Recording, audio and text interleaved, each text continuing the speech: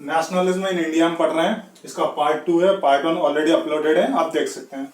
अब देखिए, जो नॉन कॉपरेशन मूवमेंट था वो पूरे कंट्री में कैसे फैला। पहले नॉन कॉपरेशन मूवमेंट कहां पर था, सिटी शहरों में था। अब वो पूरे कंट्री में कैसे फैला, तो बताया गया है rebellion in the country side, मतलब पूरी कंट्री में ये विद्रोह नॉन कॉपरेशन मूवमेंट कैसे स्टार्ट हुआ। कैसे स्टार्ट हुआ, देखिए सबसे पहले हम बात करते हैं अवध की।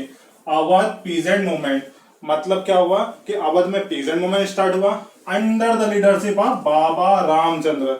कि बाबा रामचंद्र जो है, इनकी लीडरशिप में अवध के किसानों ने क्या स्टार्ट किया, नॉन कॉपरेशन मूवमेंट। अब कहां फैल गया था, गांव में, तो इन्होंने स्टार्ट किया। अब इनकी मांग क्या थी वहां पर, हमने ऑलरेडी बोल चुके हैं कि नॉन कॉपरेशन मूवमेंट में जो अलग अलग सोसाइटी के लोग थे, सबकी अपनी अपनी डिमांड थी, लेकिन सबके अपने अपने टारगेट थे। हमें ये प्रॉब्लम है, हमें ये प्रॉब्लम है, ठीक है ना।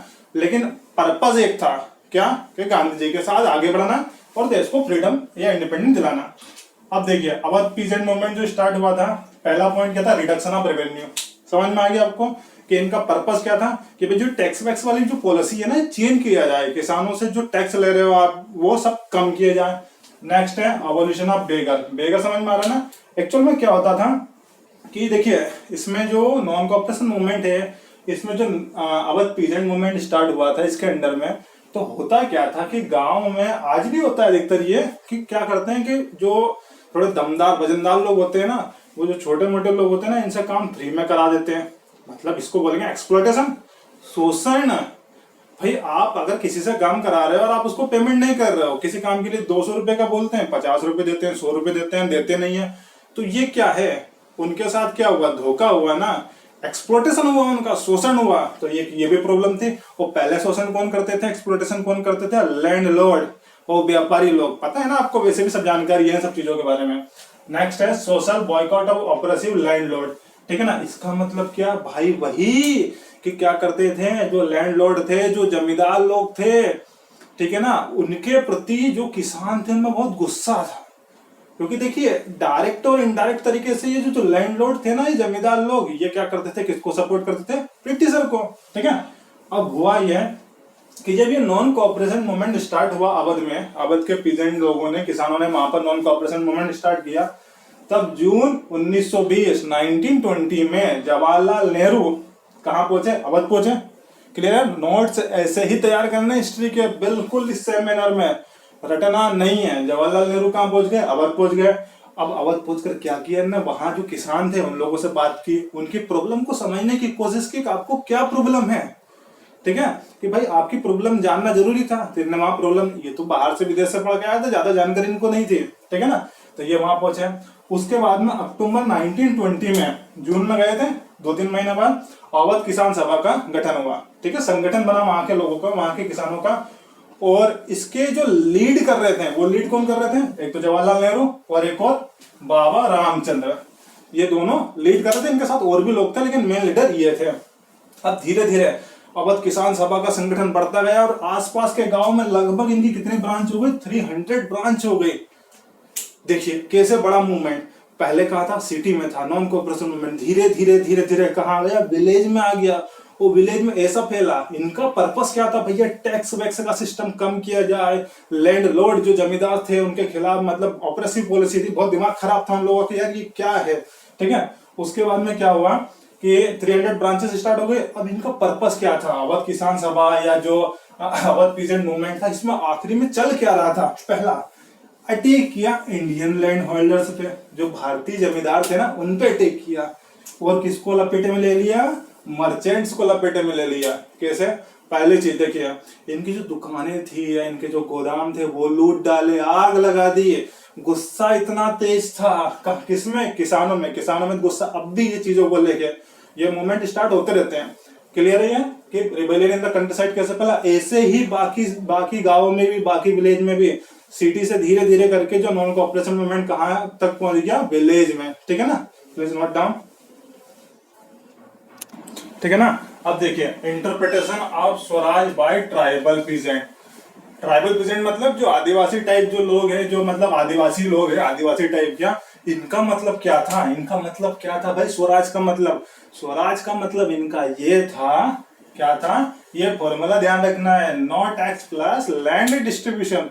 बोले मतलब, अरे देखिए पहली चीज तो क्या था कि ट्राइबल पीजेंट का ये सिस्टम था कि हमें गांधी जी के बारे में जब इनने सुना कि कोई है जो नॉन कोऑपरेशन मूवमेंट चला रहा है, इनको कानो कान खबर लगी, तो इनने इनका साथ दिया। और साथ दिया तो क्या सोचा, इनके अंदर क्या बातचीत हुई थी ये कि भाई अगर ये नॉन कोऑपरेशन मूवमेंट सफल हो गया, सक्सेस हो गया, और हमें क्या मिल गया, हमें स्वराज मिल गया, तो हमें कोई टैक्स नहीं देना पड़ेगा। और दूसरी चीज क्या, लैंड डिस्ट्रीब्यूशन, मतलब कि भाई एक पॉलिसी आई थी, उसके बारे में हम आगे डिस्कस करेंगे, कि वहां पर जो फॉरेस्ट है उनमें अलाउ नहीं थे ट्राइबल, कुछ कन्फाइंड एरिया कर दिए थे कि आप यहाँ नहीं जा सकते। तो और उनने, अंग्रेजों ने, जो ब्रिटिशर थे, उनने अपने अंडर में ले ली थी वो जमीन। अब इनको ये लगा कि अगर स्वराज मिल गया, गांधी जी के हिसाब से अगर आजादी मिल गई, तो वो लैंड डिस्ट्रीब्यूट हो जाएंगे अमंग दी पुअर पीपल, की जो जमीनें हैं वो वापस हमें हमारी जमीनें मिल जाएगी।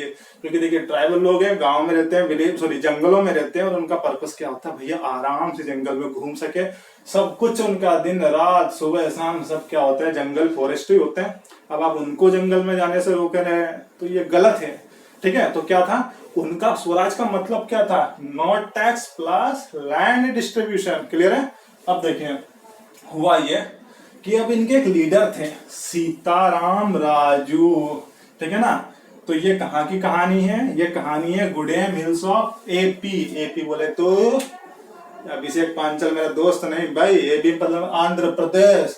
तो आंध्र प्रदेश के गुडेम हिल्स में क्या स्टार्ट हुआ, गुरिल्ला मूवमेंट, गुरिल्ला फाइटिंग ठांग चला। अरे भाई गुरिल्ला सुना है ना, गुरिल्ला वारफेयर, गुरिल्ला तकनीक, तो डिंग डोंग डिंग कहाँ चला, अरुणाचल प्रदेश के गुडेम हिल्स में, under the leadership of Sitaram Raju. इनने अंग्रेजों को डिंग डोंग डिंग करने की कोशिश की, ठीक है ना। लेकिन सीताराम राजू क्या करते थे, किसको सपोर्ट किया इनने गांधी जी को सपोर्ट किया। वहां पर जितने भी ट्राइबल थे, अपने आसपास के लोग थे, उनसे बोलते थे कि गांधी जी के आदर्शों का पालन करो, मतलब नॉन वायलेंस प्लस एक और डिंग डोंग नहीं करना है। डिंग डोंग नहीं करना है मतलब क्या नहीं करना है, नो ड्रिंकिंग, ड्रिंकिंग नहीं करना है, ऐसा ट्राइबल को उन्होंने बताया। मानने वाले थे क्या वह। फिर से ध्यान से सुनो, सीताराम राजू डिंग डोंग कहाँ कर रहे थे, Gudem hills of Andhra Pradesh, guerrilla warfare, ऐसे लड़ रहे थे गुरिल्ला मूवमेंट के, अंग्रेजों के खिलाफ। लेकिन किसके आदर्शों का कंफ्यूजन है, लड़ रहे थे मतलब मारा पीटी कर रहे थे। नॉन वायलेंस कहाँ से आया भाई, ये किताब में लिखा, बोल दिया, बाकी हमारे दिमाग में बहुत कंफ्यूजन है इस चीज को लेकर, ठीक है ना। कि भाई सीताराम राजू, क्लियर है ना कि क्या बोल रहे हैं हम। इनने बोला, वहां के लोगों से समझाया, भैया गांधी जी कहते हैं गांधी जी की तरह रहो, नॉन वायलेंस, शांति बनाए रखो, ठीक है ना, गुस्सा गंदा गर्दी नहीं होना। दूसरी चीज, ड्रिंक व्रिंक नहीं करना है, सभी को मदिरा पान नहीं करना है, सभी को मतलब किसी को नहीं करना है। लेकिन सर ये क्या लिख दिया नया फॉर्मूला, सोशल साइंस में फॉर्मूला, हाँ भैया ऐसा ही है, सोशल साइंस में भी फॉर्मूला लगा दो, जीवन सवर जाएगा। गांधी प्लस नॉन गांधी मतलब, बोले सर गांधी मतलब, अरे भैया सीताराम राजू का फंडा क्या था, बोले हाँ non violence plus no drinking. एक और बात इनने बोला था कि भैया आजादी मतलब फ्रीडम या इंडिपेंडेंट या स्वराज ऐसे नहीं मिलनी। बोले कैसे नहीं मिलनी, आजादी दे दो ऐसे नहीं मिलनी। तो फिर कैसे, डिंग डोंग डिंग, मतलब गुरिल्ला मूवमेंट, लड़ो फाइट करो तब जाके आजादी मिलेगी। तो ये कहाँ का नॉन वायलेंस हुआ, यही तो हमें भी कंफ्यूजन है कि ये बोलते थे कि इनने गांधी जी के आदर्शों का पालन किया, सीताराम राजू ने, ऐसा लिखा है किताबों में, ध्यान से पढ़ना। लेकिन दूसरी तरफ ये बोलते थे कि जो स्वराज है वो हाथ जोड़ने से, नॉन कोऑपरेशन मूवमेंट करने से नहीं मिलेगा। तो बोले कैसे मिलेगा, अरे गुरिल्ला मूवमेंट काहे के लिए चलाए हैं, और भैया इनको जेल भी ले गए, जेल से छूट भी गए। इनका जो गुरिल्ला मूवमेंट था, तकनीक जो लड़ने की थी भाई, इनकी वजह से अपने ट्राइबल में बड़े फेमस हीरो हो गए, ठीक है ना। मजा आना चाहिए क्या, सीताराम राजू कौन थे, ट्राइबल पीसेंट के लीडर बने, कहाँ बने, गुडेम हिल्स ऑफ आंध्र प्रदेश में, गुरिल्ला मूवमेंट से डिंग डोंग डिंग कर गांधी जी के आदर्शों का भी पालन कर रहे थे, ठीक है।